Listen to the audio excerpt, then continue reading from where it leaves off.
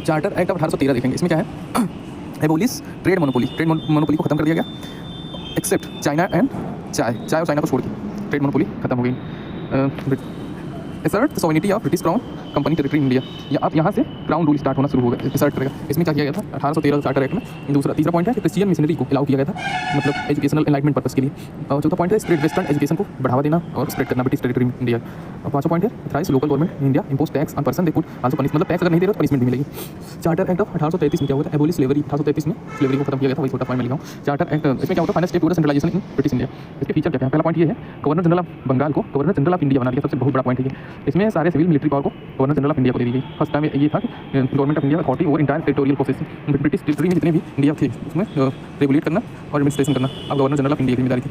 इसमें पहला governor general of India Lord William Bentinck को बनाया गया था। Deprive governor general Bombay and Madras legislative power, इसमें बॉम्बे और मद्रास को लेजिस्लेटिव पावर के लिए डिप्राइव किया गया था।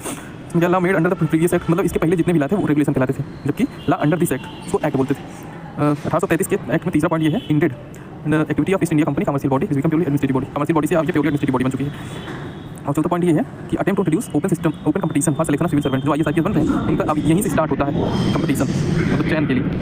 और अब आ जाते हैं charter act 1803, last series of charter, ये लास्ट सीरीज, मतलब चार्टर इसके बाद अब नहीं आएगा इसका मतलब। इसमें क्या था, ब्रिटिश पार्लियामेंट चार्टर ये 1793 से और 1853 के बीच में जो लाती है ये लास्ट वाला होता है। इसमें फीचर क्या है, separate first time legislative and executive function of the governor general council. इसमें सब चीज़ें अलग अलग कर दी गई, लेजिस्लेटिव और एग्जीक्यूटिव फंक्शन को। प्रोवाइड एडिशन ऑफ 6 में 6 नए मेंबर को ऐड किया गया, addition of 6 new members legislative councillors to the council. Word separate governor general legislative council is come to known as Indian central legislative council. This legislative wing of the council function as mini parliament, यही जो है अब यही mini parliament जैसा वो behave करती है। Adopting the same procedure for British parliament legislative for the first time, the special function for the government requiring special machinery special purposes.